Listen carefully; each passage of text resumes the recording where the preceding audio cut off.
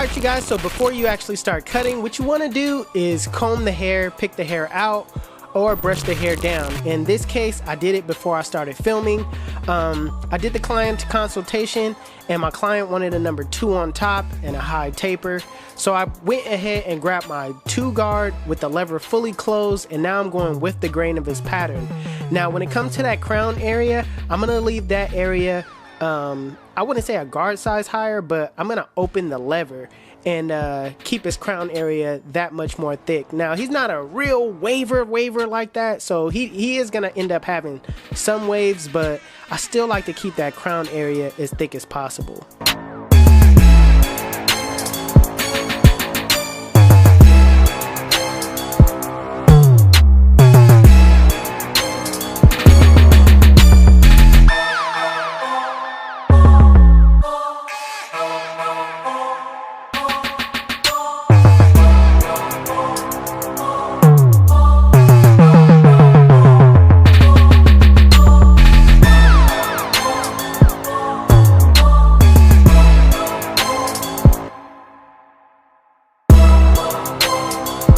So after you're done bringing the hair down to the length that your client wanted, what you want to do is brush the hair down, just to brush everything in place to get it relayed, because just because you go over it with the clipper doesn't mean that it's stretched out to its full potential after you cut it down. It still needs to be stretched out a little bit more.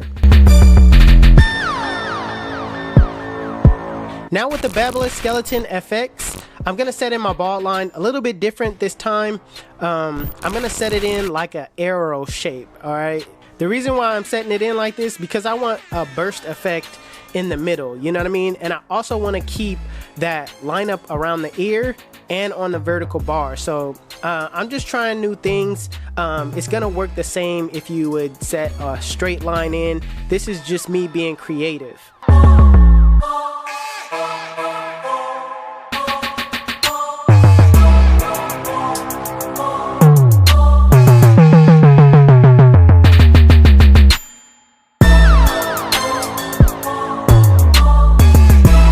Now using my ostrich fast feeds with the lever fully open, I'm going up about a ½ inch, but I'm not gonna go that high on the vertical bar. I'm gonna leave that area a little bit lower, just because I want to keep that area darker. But everything else I'm gonna bring up to a ½ inch.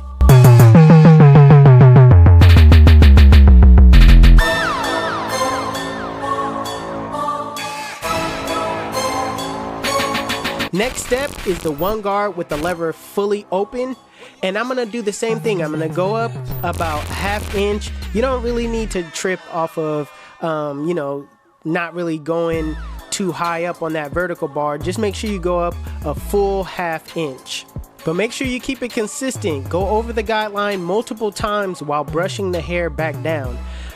Look at how the hair grows. If the hair is not just growing up and downward, maybe you need to cut from side to side. Don't just rely on that up and down motion.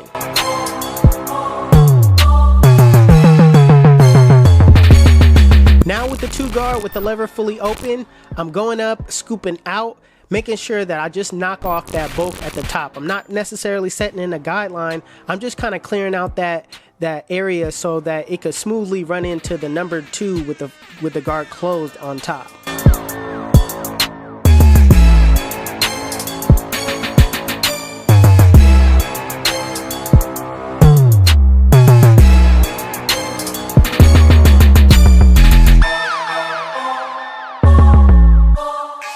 Now dropping back down with the 1 guard with the lever open, in a flick out motion, I'm flicking out that area between the 1 and the 2, because not all the time when you set in a number 1 and then go with the number 2 that you're going to be able to blend out that line. So I always use the flick out motion between the 1 and the 2.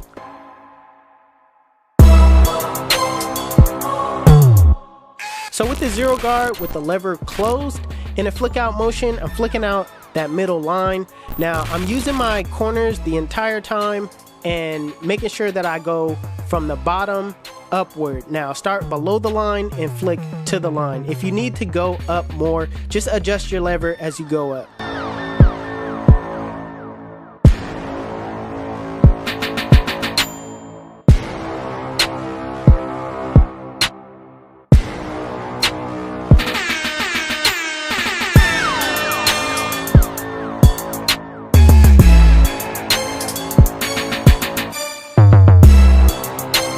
So now with the lever open, sometimes the zero guard closed just doesn't take out that line. So just like how I clean up that area between the 1 and the 2, I'm in a flick out motion. I'm just using my corners to kind of clean up that area that I couldn't get out with the zero guard closed.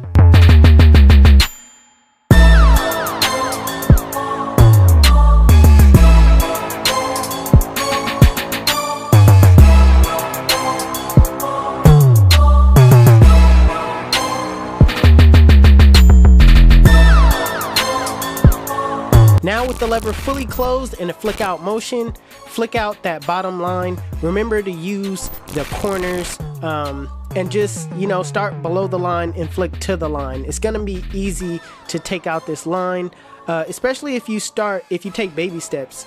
If you set the lever halfway and then soften up the line first, that's gonna make it a lot easier to take it out as well. So make sure your clippers are zero gapped. The word zero gapped is basically when your lever is closed, that the two front blade is very close together. That means it lines up.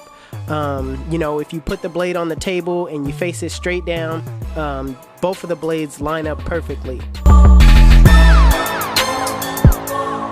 Alright, so lastly, after you set your guidelines in, after you took them out, you want to do some detail work. What I like to do is rest my eyes, because looking at the blend, your eyes will get, kind of tired of seeing it. So you need to come back with fresh eyes, or you don't need to wait any longer. You could just look in the mirror. The mirror will show you a different perspective on the blend that that you can't see just head on.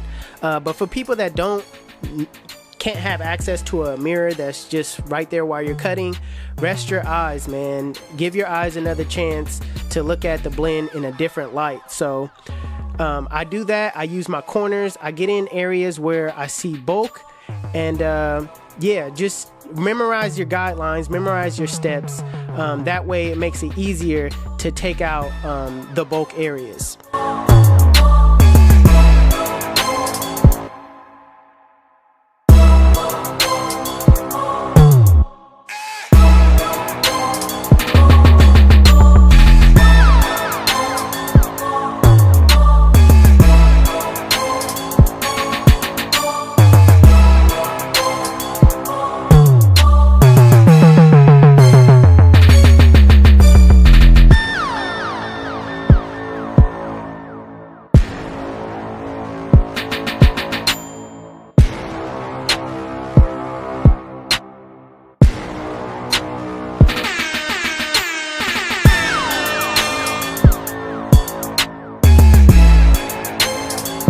So I'm just gonna reveal where his natural hairline is.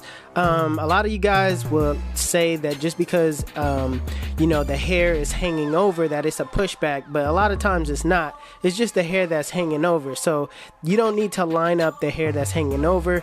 To get a crispy line, we want to be pretty much on point with his hairline and the part that's hanging over.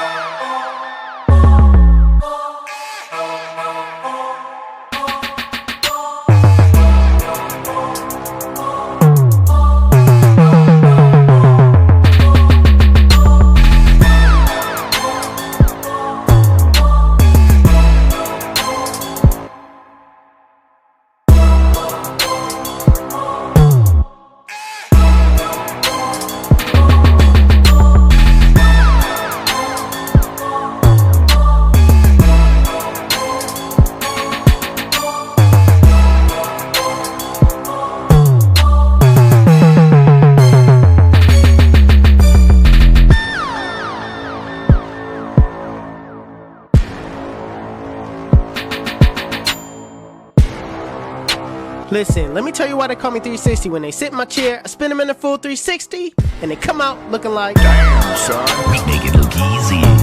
YouTube, this is the cut. And if you like it, make sure you give it a thumbs up. If you're new to my channel, please hit that subscribe button.